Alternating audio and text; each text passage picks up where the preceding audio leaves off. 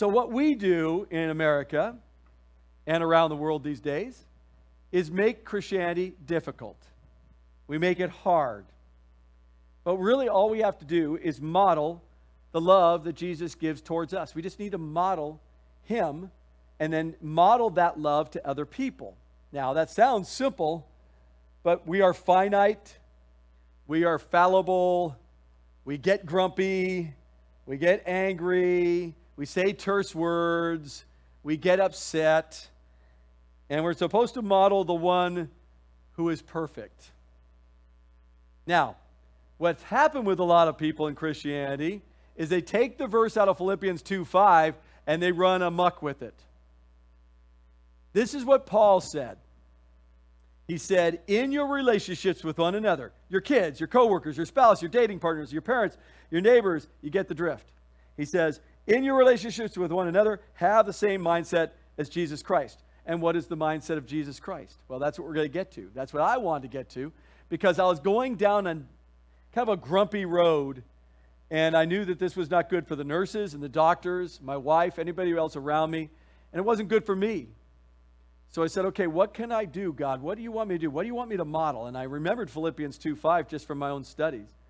And I said, okay, my attitude needs to be the same as that of Christ Jesus. So how do I get there?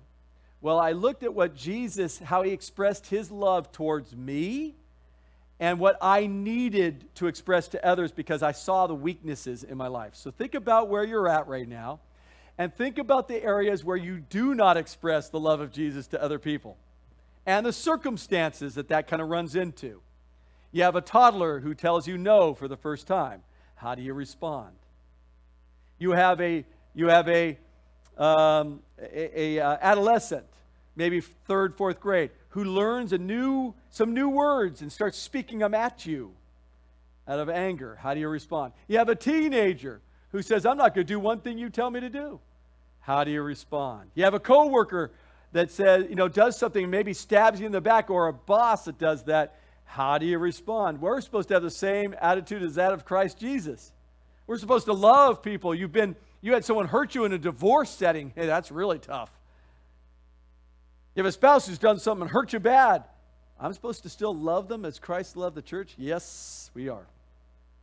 And there are 3 ways God expresses his love towards us. There's many ways of doing it, but I looked at 3 myself. So these are where I was at that time and what I needed to deal with, which I found out most people need to deal with when they're in dark places. So while I was lying in that bed, I went, okay, what can I focus on?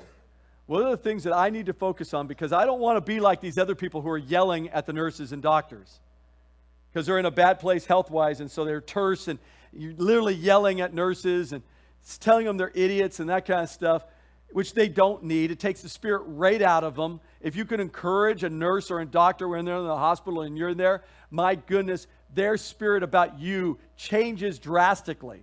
And by the way, you get a lot more people helping you. Just some advice. If you ever have to go in the hospital, you may want to have a good attitude about it. And you can show Christ so much to people while you're there.